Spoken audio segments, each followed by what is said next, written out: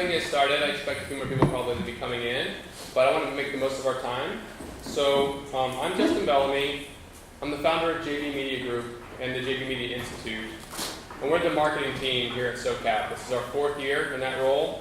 We have a total of 7 team members who work on the project. We have 4 of us here, including Mandy, who's the content lead, Laura, who's email and social media, and Tara, who does project management. We're all around doing all that sort of stuff here throughout the week. We're a B Corp certified digital marketing agency focusing on strategy, content, advertising, and campaigns. In addition to this, we're doing a roundtable at 1 o'clock today on content marketing with Heather, 3 p.m. on ethical marketing, and tomorrow at 10:30 on branding and identity with Thomas.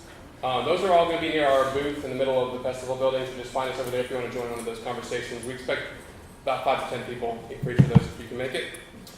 And now we're just going to go ahead and get started, and I'm going to ask the panelists to introduce themselves, 2 to 3 minutes each, about what they do and how they work in the intersection of marketing and branding for impact organizations, whether that's as a consultant or internal within the organization they work for. Starting with Thomas. Hi everybody, my name is Thomas Cumberbatch. I am a son to Caribbean immigrants. I'm a husband to Tegan, my wife, father to Justice and Journey, my 2 boys, and the founder and creative director at Godzspeed Communications. I came here to this beautiful city from Ottawa, Canada. So you know, it's nice to leave a colder place and come to a warmer place. So at Godspeed, we basically built our business and our philosophy on a few core ideologies. One, that brands are individuals in community and not institutions. I think if we understand place and we understand neighborhood and we understand community, whether that's local or remote, we'll build better brands. We'll develop stronger relationships with our communities and also our target audience, the people who buy our products and our services. Another one of those is that the good guy is the cool guy. And I think everybody here at SOCAP understands that piece. A lot of times, you know, we look at cause and we look at benevolence, and the way that these landscapes express at times, you know, we're not working with the same budgets, and we don't see the same flash, and we don't see the same color and the same expression. And what we do at Godspeed is we acknowledge that the good guy is a cool guy, and when we're working in cause and we're building initiatives that really advance culture and that help communities, we need to make sure that looks and sounds great, that these value propositions are shared with tact, with poise, that are bold and confident. We help brands to lead from their ravishing raison d'être, a little bit of français. At the end of the day, one thing that really gets us excited at Godspeed is purpose. And I think that purpose is ravishing if the people who are leading the brands believe that purpose is ravishing. And what we help brands to really understand is that your purpose really needs to connect in ways that are persuasive and emotive, and we help brands to do that as well. And our pillars, we call them, you know, our body mass index, our BMI, and we help brands to be bold, meaningful, and influential. And at the end of the day, we believe that brands are not just logos and colors, but that every aspect of your organization or business is a reflection of who you are, and that's really what your brand is. And we help our clients understand that and connect on holistically on all levels. Thank you, Thomas. Heather? Beautiful. Okay. My name is Heather Watkins, and I run an agency called Better Impact Marketing. So I've been in tech for the last 10 years, and about a year and a half ago, I was like, this is it. Like, I'm tired of, selling t-shirts for Gap. But I was at Optimizely for a really long time doing A/B testing on websites, and I'm like, this isn't what marketing is for me. Like, I really want to make sure I'm using my gifts to not just sell software, but actually use it as a mission-driven entity in my life and share those skill sets. So what I do is I go into a team, if there's no marketing team there, and they set up the infrastructure. So marketing operations, what are your campaigns? Maybe bring in a brand agency, but really build the infrastructure from the ground up so that you can have a successful marketing team. And I strongly believe that we all want to build really amazing impact in the world, but you can only do that and tell your story through marketing and through marketing channels. So I think it's really awesome to have a panel of amazing marketers out here, because what we're doing, I think, is helping tell the stories of brands and getting it in the hands of people. So it's very exciting. Thank you for having me.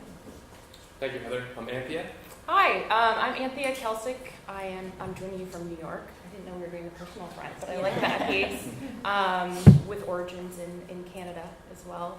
I'm Chief Marketing Officer of B-Lab, and if I feel like most people here would know what B-Lab is, but in case you don't, B-Lab is a nonprofit organization about a decade plus old now, which is the creator of the B Corp certification, and also the steward of the B Corp movement, which is about creating a new class of corporation that is redefining success in business beyond profit to include impact on people and the planet. There are about 2,600 B Corps around the world today in 150 countries.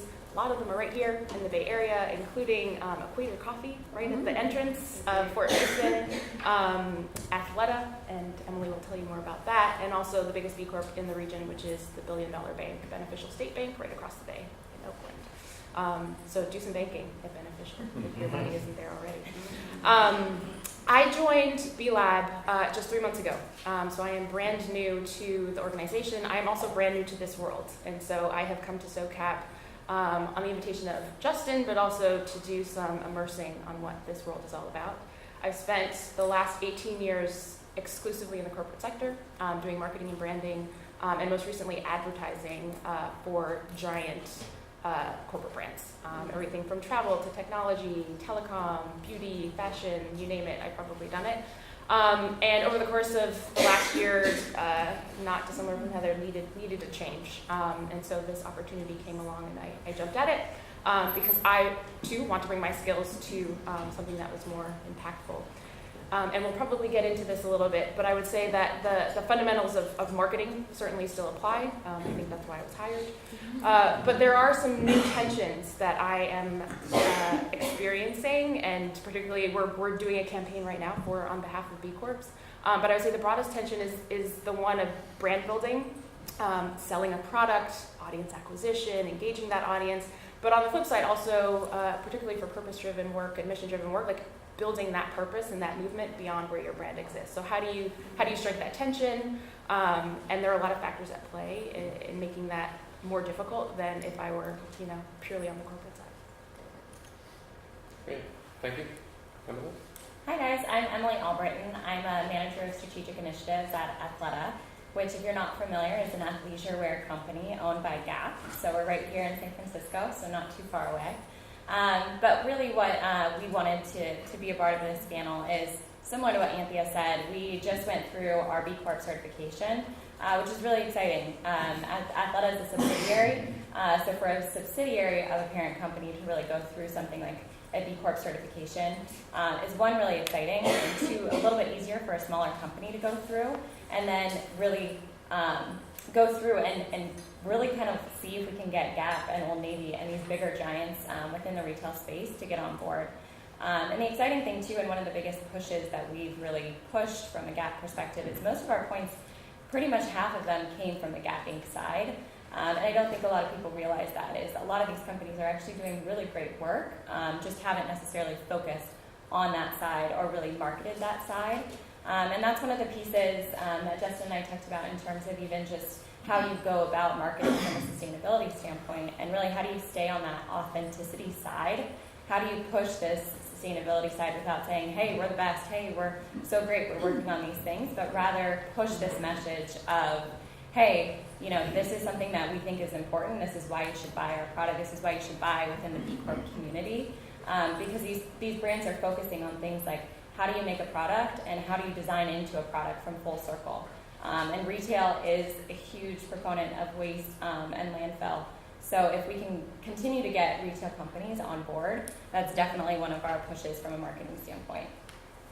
Great, thank you. So next I'm going to ask each panelist one question that we kind of talked about in the prep, and then we'll have a lot of time at the end, about half the time, to do Q&A and direct questions from the audience. So my first question is for Thomas. So you didn't really necessarily mention this in your opening, but you guys do one of your core products is your Soul Guide. Can you tell us a little bit about your soul guide process and how it has helped a specific brand or one or two brands? And I'll let you all know that we have actually uploaded some sample materials to the session on Pathable. 3 PDFs that Thomas shared and 2 that Heather shared. Thomas's are kind of creative briefs or case studies, and Heather's are more tactical. She'll talk about those in a minute. So the idea of a brand having a soul is really the nucleus of how we think at Godspeed. Identity is something that drives every decision that we make internally at Godspeed and with our clients in partnership. And what we've done over the past few years is developed this product called the Soul Guide. It's about a 60, 70-page book that has everything a business needs to know or a brand needs to know about themselves. And it isn't just focused on, on profits, price, square footage. It's really focused on what motivates the people driving the brand, who the people inside of the company or the organization are, and how that driving force, that passion, that raison d'etre is communicated with their target audience. And what that does is it really positions everything the brand does, every single thing the brand does. So once we've worked with one of our partners to create the Soul Guide, what it does is it helps them make decisions at every level. In a C-suite meeting, if they need to create a new website, if they want to shoot a brand film, if they want to create a campaign, all of this information necessary to communicate and to keep the brand on track is in this Soul Guide. It's kind of like a brand Bible, so to speak. The Soul Guide really has helped us to create compelling content for our clients over the years and give them razor-sharp clarity. What's really special is asking brands, our partners and clients, to explain to us who they are at the beginning of the process. And they deliver a dissertation that takes 20 minutes. And by the end of the Soul Guide process, we ask them who they are, and they can distill it in 3 words. One of the things, if you go into Pathable, if you look at the work that we did with the Center for Social Enterprise Development in Ottawa, you'll see that there are 3 words that really lead the entire project. And those 3 words are, we all profit. When you think about the triple bottom line, we know that the triple bottom line considers everybody, but they're actually an organization that helps social enterprises grow and express themselves and build. And what they needed to do is develop a rallying cry that helped all the social enterprises to understand at the end of the day what their grand impact is. And they help everybody to profit. We all profit. And those 3 words have literally transformed the organization, and that came out of the Soul Guide process. And that's where everything that we do starts. We're a full-service branding and creative firm. What's beautiful about what we do is that we all love art, and we understand the power of art. We believe that the artists are the prophets of community. We wouldn't understand what they did in the pyramids if artists didn't tell us with those drawings. So we really merge strategy, meaning, love, care, and art to tell more engaging brand stories. Great, thank you, Thomas. Heather, can you tell us a little bit about, once a business or organization has a strategy and they have these big picture goals that they're trying to achieve, whether that's driven by an investment or just their organizational mission, how do you translate a strategy, like a Soul Guide, for example, into tactical, trackable, and measurable results, and how do you shift that strategy as things change? Yeah, that's a really hard question. Well, it's not too hard, but I think, so a lot of people struggle with this. So I really focus on startups and small companies, and this is where they struggle the most, is we have this huge ambitious goal, and we have this beautiful story we want to tell, but how do we connect what we're doing with marketing and actually achieve our goals? So for most of us, probably it's a revenue target of some sort. And I notice a lot of people say we have this huge revenue target, and then we're going to do social media, and maybe we'll spend some ads, and we want to do some events, but they don't actually understand how that connects to that revenue goal.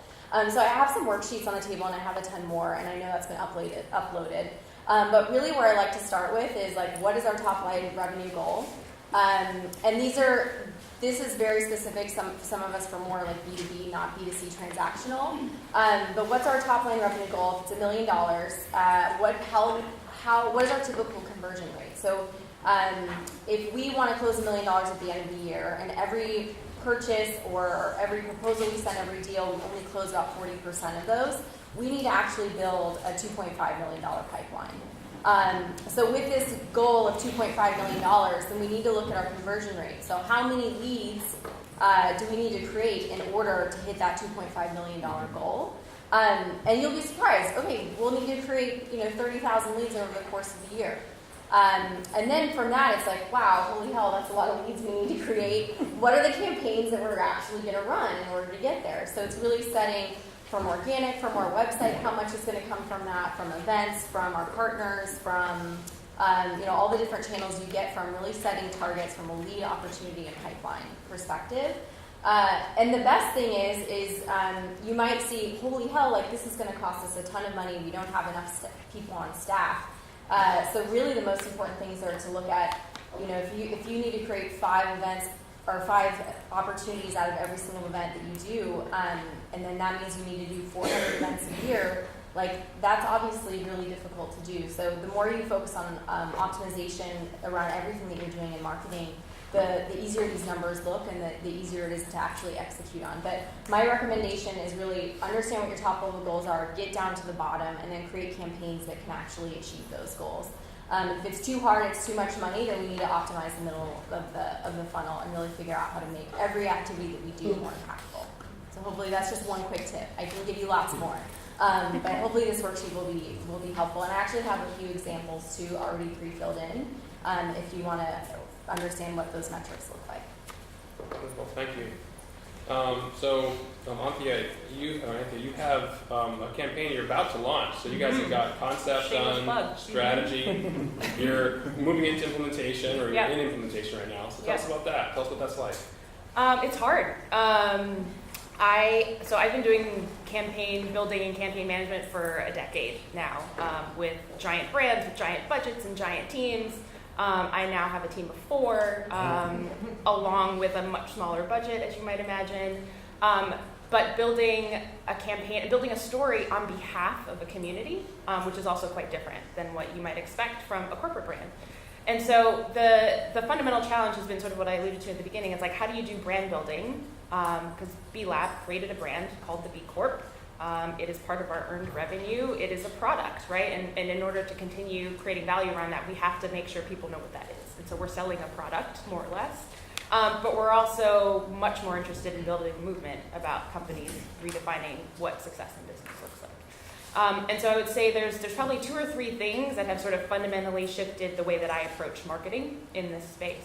And one is around really having a message that I would consider a platform versus like a specific value proposition. And so we have the campaign that we're launching is called Vote Every Day.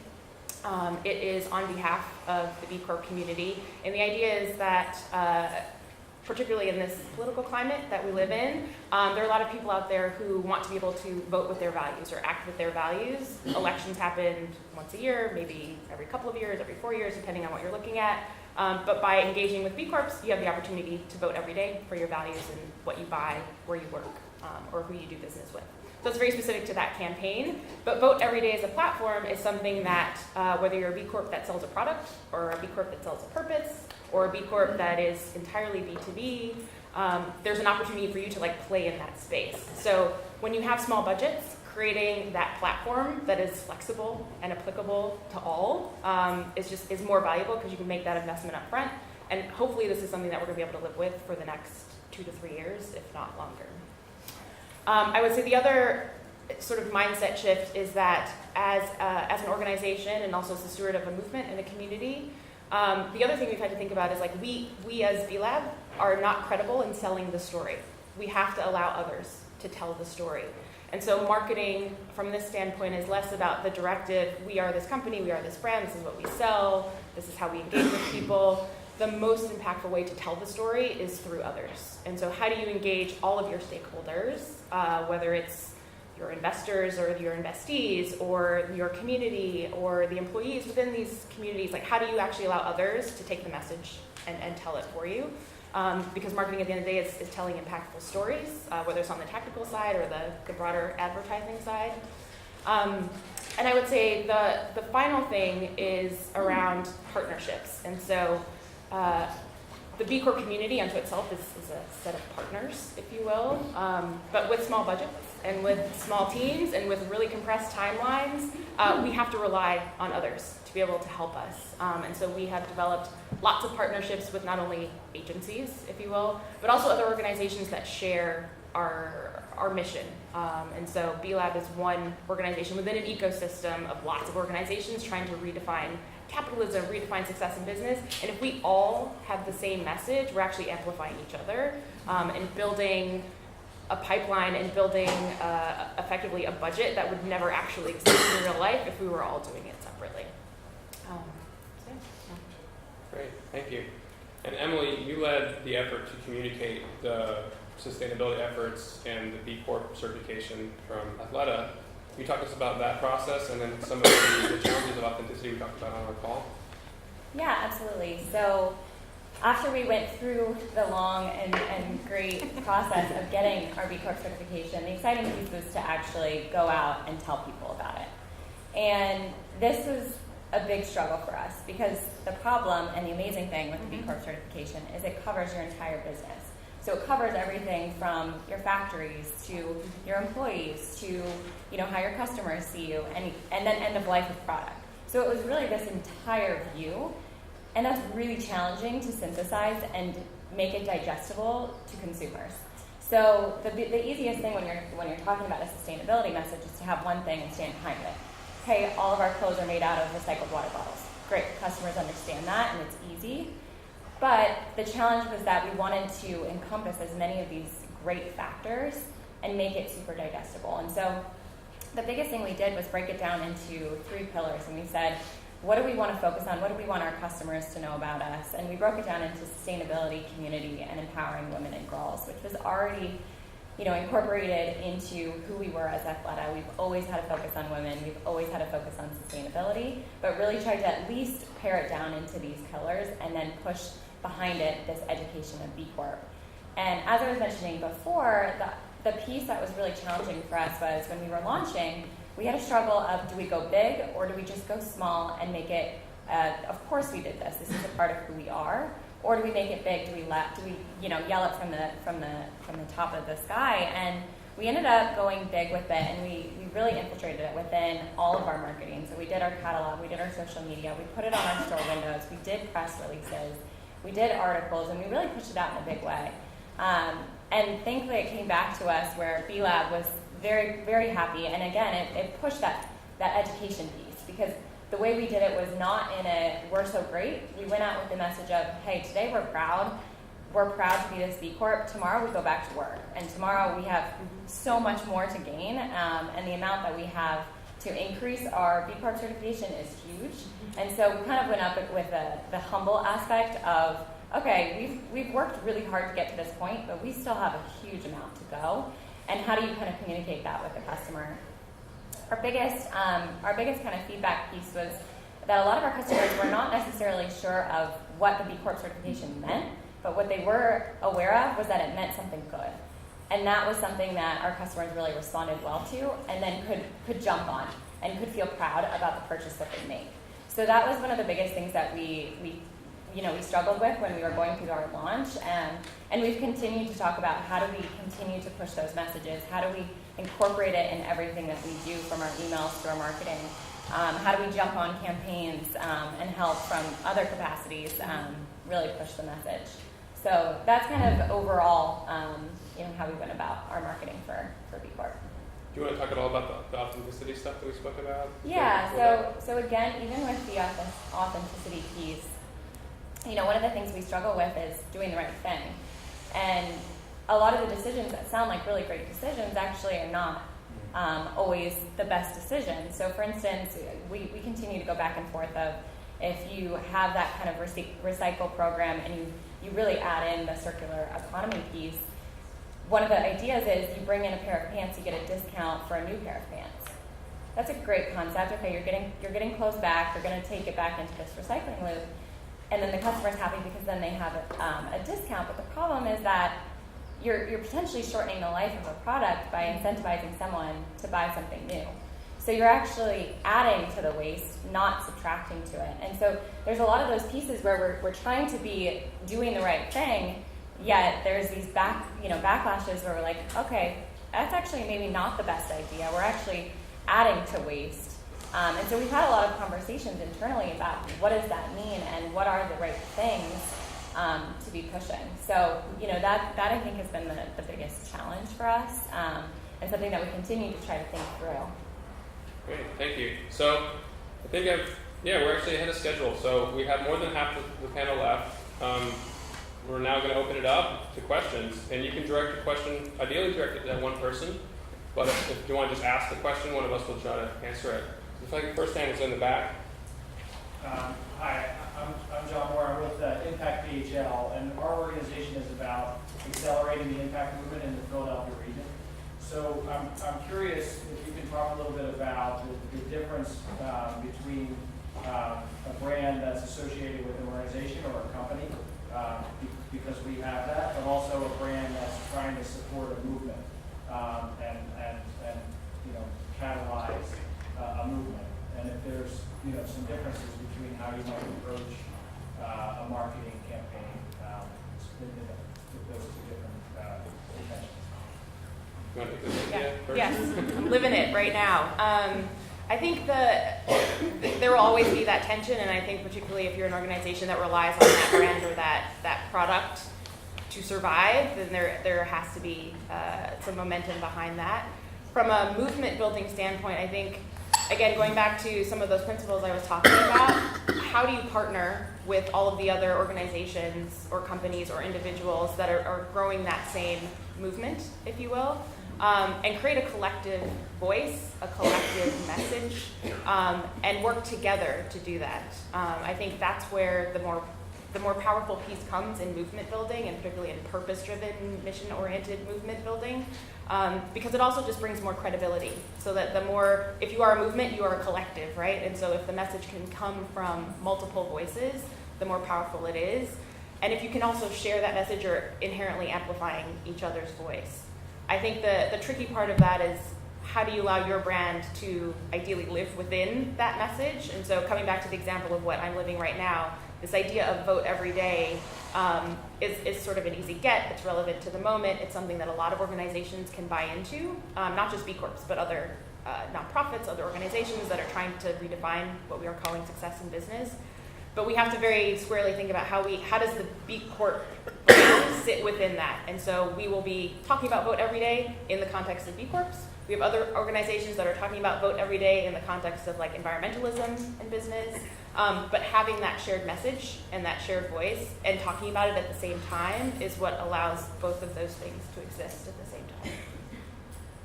Does anyone have something quick? Thomas? Yeah, I wouldn't compartmentalize the two, and the reason why is because everybody sitting in this room goes to work, might have a product, but also has something that is an affectation of the heart. And I'm allowed to speak about something that moves me on a heart level, and I'm also allowed to speak about something that I do on a technical level.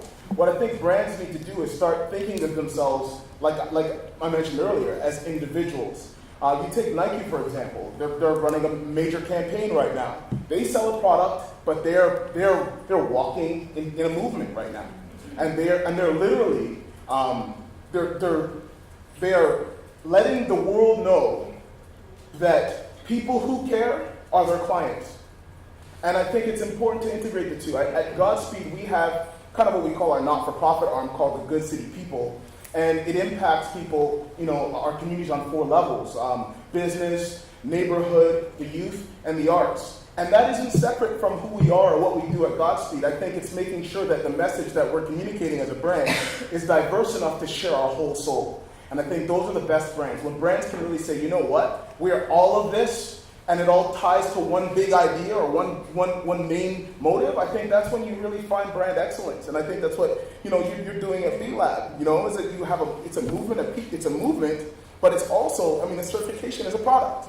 So merging the two is really important. And I might, what I'd say to you is don't compartmentalize the two. It's not different. It's like one soul. I have just a quick thing. And this is from my history in tech. But I noticed a lot of the biggest tech brands out there that people really love are creating a movement where you're helping them become better in their professions, and you're helping them, with their lives. So at Marketo, when I was there, I think the brand was catapulted because we had the Marketing Nation.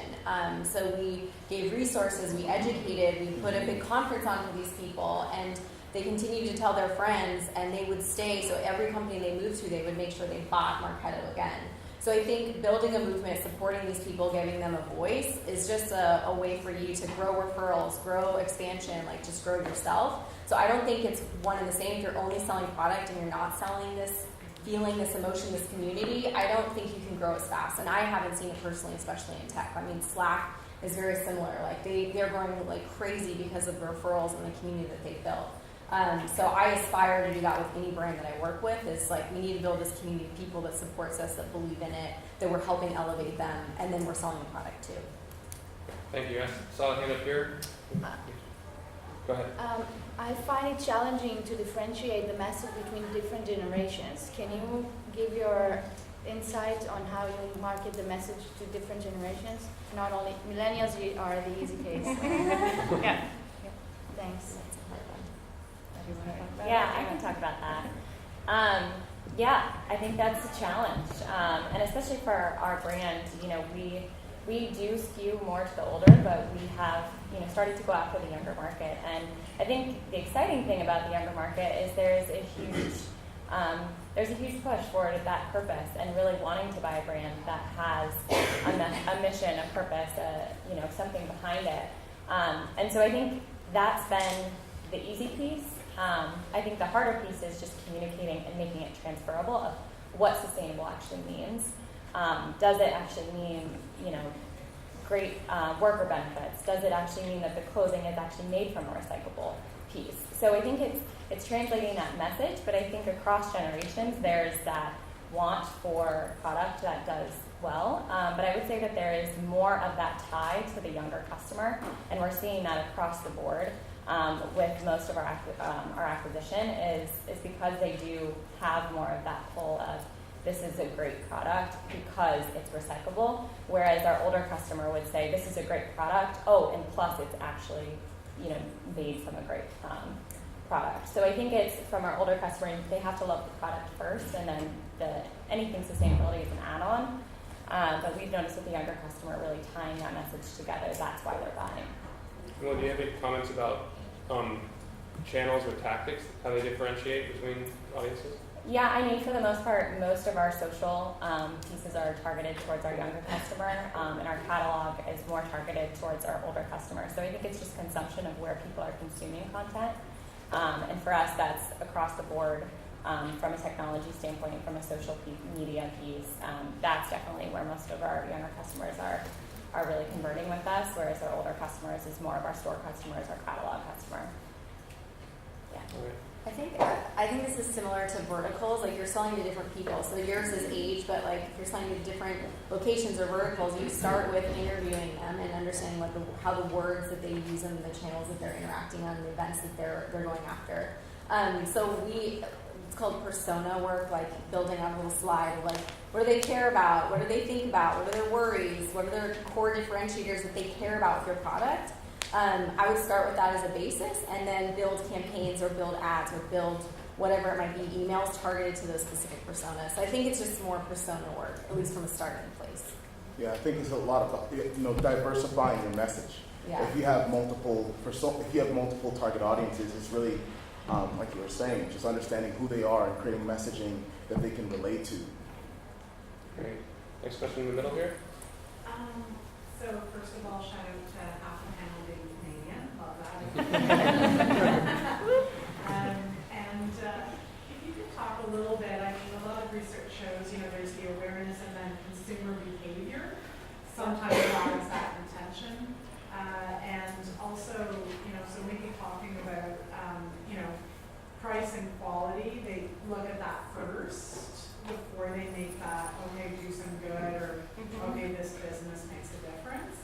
Could you guys talk about your, what your own experience or your thoughts are? I mean, the Nike ad saw a huge uptake, on online sales, so that's a great example where behavior followed the buzz. But what are some other examples? What tends to make a difference in consumer actual behavior purchasing? I'll do a quick lead in, but I think one of the beauties of purpose-driven branding, and when you're leading with a purpose or mission-oriented message, is that you can cut through the clutter generationally, I would say, if I were building on the last question, and it's just a matter of how you tailor that message to a specific demographic or geographic.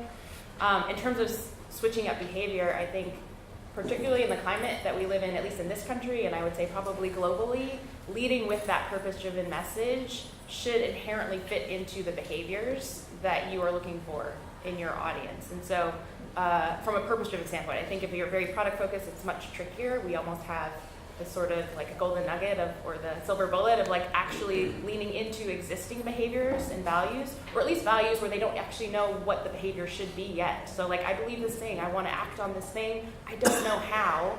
We can actually connect our mission and our purpose to an action, whether big or small, ideally small to begin with. It's a very easy shift to actually change behavior if it's leaning into something someone already believes in. I was just at a panel. I was just at a panel last night about this topic. So it was Levi's, Impossible Foods, Genentech. I'm forgetting the last one. Lyft, but they all have huge sustainability pieces and departments, and they have tried the marketing piece. So like Levi's had wireless jeans. It was not as great. It wasn't as successful as a campaign. But what they're noticing, especially Impossible Foods, is they don't lead, like they're mission driven, but they don't lead with this is, we're trying to get rid of cows. They want to make the best burger on the market. Same with Tesla. They want to make the best damn car that you've ever ridden. And they want to make products that people aspire to get that are just the best products, period. So that's different than how you guys have seen it, but from everything I'm seeing in the market, like just having the best product and marketing it really well, and having really good supply chain, like you will win in that too. I think the marketing is great too, but I think just having the best damn product out there is what you should be aiming for. Yeah, I agree. And I think that that is probably one of the most unifying things when it comes to business and organizations. It's how the quality of your service or your product. I think from a purpose standpoint, if you're offering a service or product, that's actually where it starts, is what are you actually giving people in the transaction? Are you giving somebody something of high quality and high value? Where I think it becomes interesting is making sure that your purpose message is actually not below or above your product. I think it's creating that equal value here. I need to be able to see that this product is going to help me on a practical level, but at the end of the day, it's better, and it's better for the community. I'll give you just a quick example, and it's also impactful if you look at the Carlington Booch PDF. It's a kombucha company, a local kombucha company, and it's a social enterprise. Their product, their kombucha is actually the best kombucha you can ever have. It's incredible. And so here's a shameless plug for my client. But the kombucha is incredible, and that's where they started. They said, we're just going to work until this kombucha is the best kombucha possible.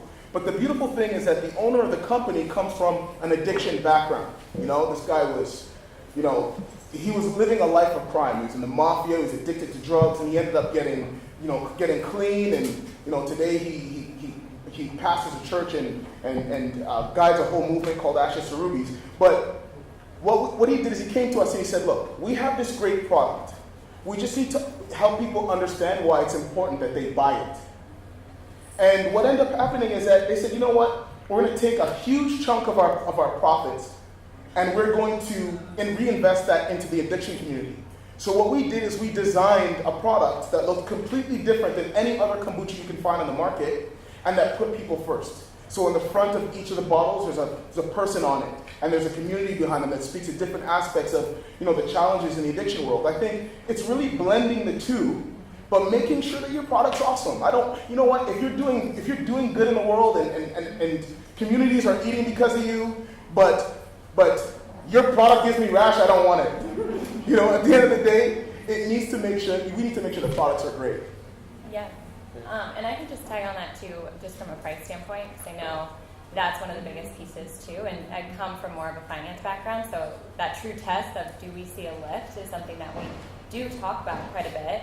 But the hard part for us is a lot of our products that we do make that are recyclable. So if this jacket, for instance, is recyclable. Excuse me, could you reach the microphone? We can't hear you back here. Oh, yeah. Thanks. Can you hear that a little bit better? Are these on? Yeah. Okay. Yeah. Is that better? Yeah. Okay. So the biggest thing, though, is that if we have this jacket and it's recyclable, we don't necessarily make this same exact jacket that's not recyclable. So you struggle to say, did this jacket do well because it was recyclable, or did it do well because it was a really great product that's really cute, that people like, that's on trend? And so that's the hard part with proving that that specific jacket, because it was recyclable, sold, or it was just a really great product. And that's where we focused on just focusing on it's a really great product, and it should be on trend, and it should be cute, and she should want to buy it, regardless of the fact if it's recyclable or not. But we have focused on tagging and adding our fair trade messaging and things like that. And we have seen collection-wise lifts from those particular collections. But it's hard to do specific product by product when you don't have one that's not and one that is. So that's been the hard part of seeing true lifts. But I think if you focus, as they mentioned, on just true quality product, you will continue to see that lift from a top-line perspective. Right, great. In the corner back here. Calvin Landy from Smart With America. So we're a national nonprofit focused on improving people's lives through transportation, real estate, and economic development work. And we were kind of formed, with 45 employees, but we were kind of formed through mergers of different nonprofits who had different brands and value propositions. So I wanted to get any thoughts you guys had about how do you reconcile when some of our products and services are very advocacy, almost rabble-rouser based, and others are sort of working with communities in a way that is, behind the scenes and is trying to be less visual. And how do you kind of reconcile when we have different brands and aesthetics and logos? How do you sort of put all that together?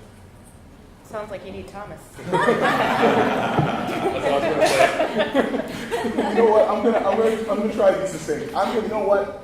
None of you know me, but I'm a blabber now. So if I go over time, you can just stop me. I won't be offended. I think that in a situation like that, it's so important for the brand to develop a big idea. The We All Profit that I spoke about, the Just Do It that Nike has, the good gut feeling that Carlington Booch, the kombucha company, has.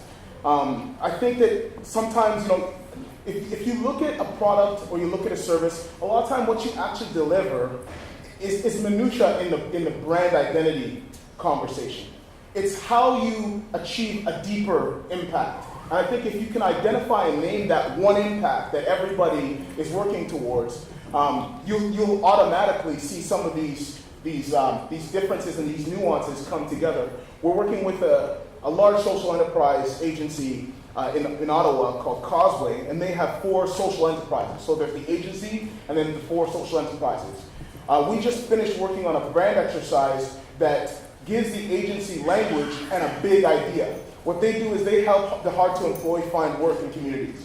So the big idea that we ended up developing with them is we make community work. So the idea that, we make community function, but we also help the people in our community to work. And what ends up happening is that all those social enterprises, they can all sit underneath that big idea, because you have a social enterprise that helps, that does landscaping, you have a social enterprise that does catering, you have a social enterprise that fixes bicycles. They all make community work, and that's something that Roberto over there, put your hand up. Roberto's our strategic planner. He's our Stanley from the office. A great friend of mine. That's something that we were able to come up with together. So that's what we need to do, is find a big idea and then understand the importance of difference and embrace difference and change within the organization. I think it's important. And I think on that, like when you're executing, make sure you're planning together. So all the marketing teams are actually meeting and communicating. Can you hear? I was saying make sure that all your marketing teams are communicating and planning together. So if each one of you guys have a different message and are doing different channels and it's chaos, it's not going to work. That's So right. then I would assume Gap has a similar challenge too, because you have so many brands and you all have different sustainability departments. How are you guys connecting and saying the same message? It's kind of similar. Yeah, I can speak to that.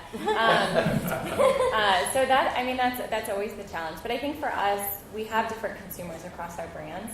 Our Old Navy customer is very different than our Banana Republic customer, and very different than our Athleta customer. We actually don't see as much of the crossover. But where we are very succinct is we do have a central hub that focuses on sustainability that we all plug into. So that's the power that we have, is that having a central team looking into, how do we look at this from a business standpoint for all of these brands in one hub versus all of us having our separate teams has been actually very powerful, and really gave us a lot of the points that we got for B Corp, because we have a team that's looking at our greenhouse gases of our factories, because we have a team that's focused on all of the fabric that we have in our mills. I will say though that with Athleta and our price points, we are able to push more of the recycled fabrics because they do cost more, and they do have that element that you need your customer to pay a little bit more for. Now, granted, Old Navy has scale, so that's one of the pieces that we do try to see where we can push that message, and we definitely have been influencing our other brand partners. But it's just hard when that's not maybe the most important thing to their customer, and you have to focus on that as well. So that's been the hard challenge. Thank you all. Right here, question. Hi, my name is Antoinette. I work for World Vision Canada and in the impact investing team. I'm about 3 years old, and so for those of you who aren't familiar with World Vision, we've kind of done child sponsorship since before I was born. And that's how most people know World Vision. And so we're trying to come in with impact investing, which most people just have no clue what we do, like no concept whatsoever. And my question for the panel is, are there any tips and tricks that we could do to market internally? 500 employees, senior leadership, they know World Vision in a particular way, and they like impact investing, like they think it's great. We have to do a better job of communicating internally. It's a little bit challenging, so I'd appreciate some comments. Yeah, I mean, this is sort of Emily's bag, but I would say from within the B Corp community, like one of the most impactful audiences, but also one of the most underleveraged are the employees of B Corps. And so particularly when there's what we call it a B launch, and Athleta, I think, has done it the most remarkably out of all of the B Corps, so Emily's your gal on this one. But educating your employee base or your internal stakeholders, whatever form that takes, is one of the most powerful ways to get your message out. And particularly from a purpose, mission-driven standpoint, the peer-to-peer connection, yes, we live in a digital world, and that's incredibly important, and you cannot lose sight of your digital and your content marketing, but the person-to-person interaction, I think, is one of the most powerful ways to build a connection for your audience, whether it's consumer or B2B, and providing those tools to educate and then actually show your employees how to engage on that level is one of the most powerful tools that you have at your disposal. Yeah, I think it's a great question, and something we haven't focused on as we've been focused more from an external standpoint. But when we were even going through our B Corp launch, we brought in HR, we brought in that focus and that lens of how do we spread this message internally, and what is it? Is it the same message that we're doing externally, or is it different? And we actually did tweak it to be a little bit different from an internal standpoint. Because it means a little bit different. And what we did was we tried to kind of focus in on what could be important for different people. So for some people, fabric is super exciting to them, whereas other people and the treatment of people is more, interesting and powerful.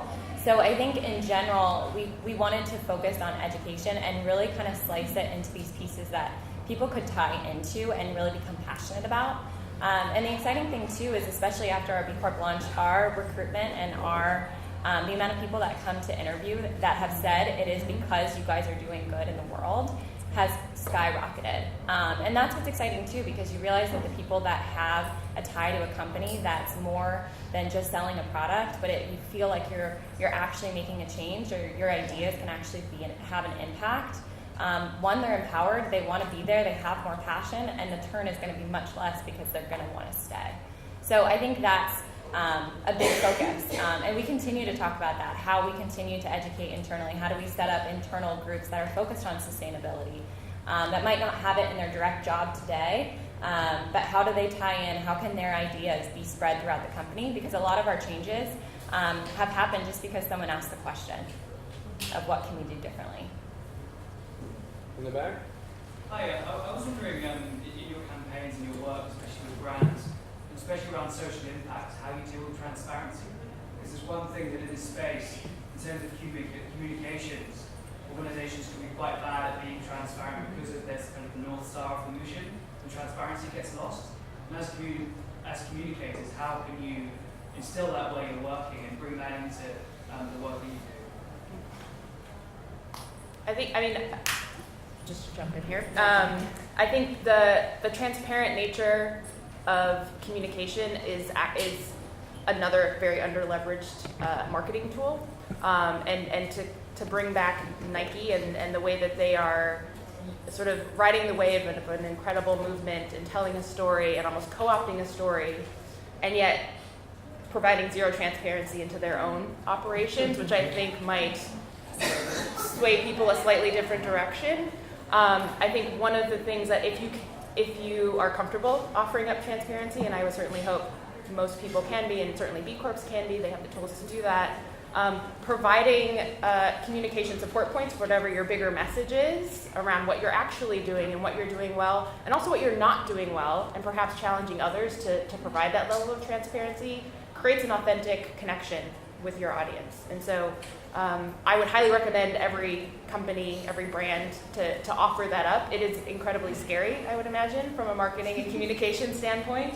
I think if you're a bigger brand, there are legal teams probably in the way of doing that occasionally. But where you can get creative in how you convey those messages, I think can only provide benefit because you're showing the sort of authenticity and also the individualism and the humanism of your brand and your company. I think that last point is super strong. I think. Thank you.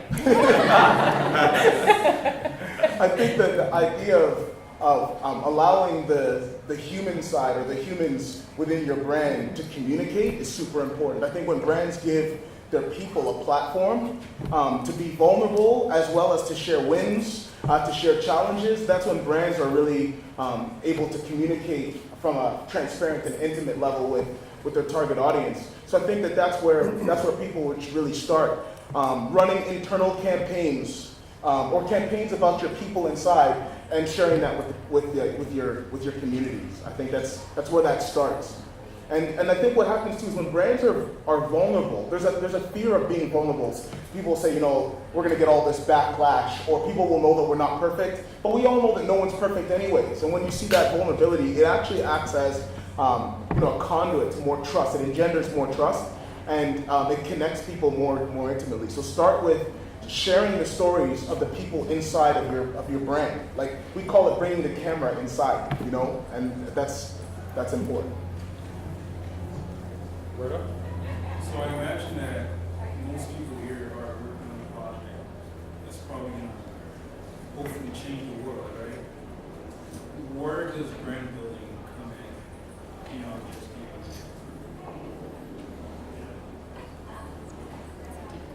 Yeah. It's getting very existential on us. I think it goes back to an earlier question and conversation around not disconnecting the two. And so if we are all changing the world, we're using something in order to do that. And I think one of the ways that we need to do that is create that mindset shift, is that we don't have a product and then we're movement building. They are necessarily intertwined. And there's a great quote from Grayston Bakery is a B Corp, but they are a manufacturer of baked goods. If you ever had Ben & Jerry's with a brownie in it, that brownie is made by Grayston Bakery. I just wanted to say hello, everyone. I'm with Grayston. Hello! Thanks for the plug. 5 more Grayston brownies. And one of the great quotes, and you can correct me if I'm wrong, I don't remember exactly who said it, but it's that we're not in the business of making brownies in order we're not in the business of employing people to make brownies. We're in the business of making brownies in order to employ people. Yeah. And so just creating that mindset shift allows you to connect what you're doing to the mission. And even if that wasn't sort of the founding DNA, flipping that script will allow you to connect those two things together so that you're not, on the one hand brand building and then on the other hand mission building. They are necessarily intertwined. And when you get to that big, bold, mission statement or message, they should be intertwined. And so that the distinction between the two is almost not relevant. Yeah, I think the biggest, and this is just my opinion, I'm probably wrong, but I think the biggest human problem is I don't know who I am. I think that every problem stems out of I don't know who I am.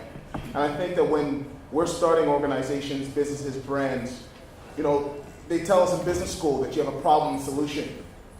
I say to start with the biggest problem. I don't know who I am. Figure out who you are. And out of that will come all the solutions. I think that, when you ask, how does the brand building process fit into the idea? Well, who you are as a business, who you are as an organization, what you are and who you are as a product, all that starts with who am I? Because then you'll understand who you should be delivering your service or product to. You'll understand what the culture internally should be, what your impact to community should be, what your price point should be. All of that comes out of who am I. And I think for the longest time we thought about brand building as a campaign. No, that's a campaign. That's not just brand building, that's a campaign. I think a brand really is who you are. And we couldn't have SOCAP today if SOCAP didn't understand who it is. So that's where I think it fits. I think it is the start of everything that we're doing. Time for one more back here. Yeah. Hi, my name is Natalie. I'm working in Minnesota. Our group is called Unite Cloud. We're dealing with cultural, religious, and racial tensions in changing communities. We have a large immigrant and refugee population that's moved into St. Cloud, Minnesota, and the long-time St. Cloud folks are not happy about it. So my question is, how do you deal with the tension of being an online movement that's speaking truth to power and dealing with the harassment and the threats that come online to both myself and anybody that works with me? Most folks are already marginalized in the community, and then to be further marginalized online, as well as that horrible tension that we hold as a group. That's a hard one. Yeah. It's sort of the nature of our culture at the moment, unfortunately.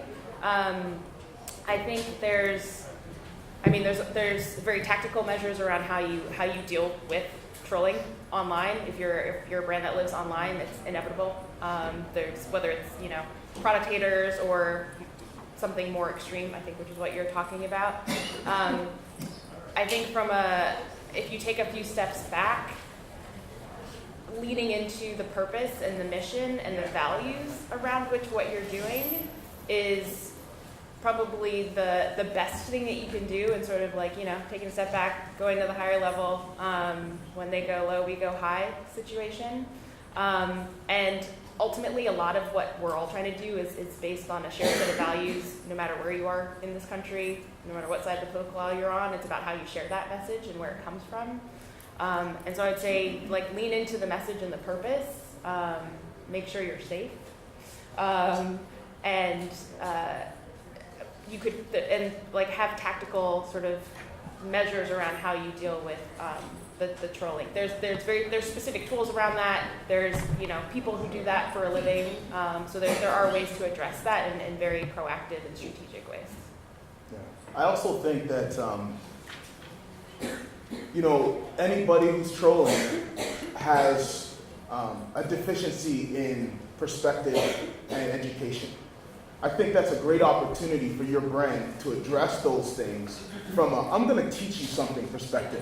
I'm not going to respond to your nonsense, but I'm going to teach you something perspective. So someone says, you guys are just idiots or yada yada. You can take their comment and turn it into a blog topic. You can turn that into a video and address those things without addressing them directly. I think because what ends up happening is that when people read that understand your perspective, they'll actually start to add their comments to your perspective, and it'll just illuminate those people as uneducated. And as a minority, I've had to do that for most of my life.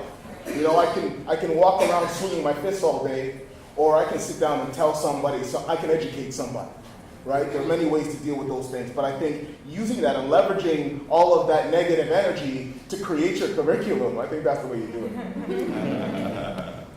That's a good one. All right, I think we're out of time, so real quickly, I will send out an email afterwards about the roundtables that we have. If you want to ask me any questions, you can find me at my booth or one of those roundtables today. I'll be around tomorrow as well. Hopefully you enjoyed the panel and the experience. We'll try to do something similar again next year at SOCAP. Thank you all for your time.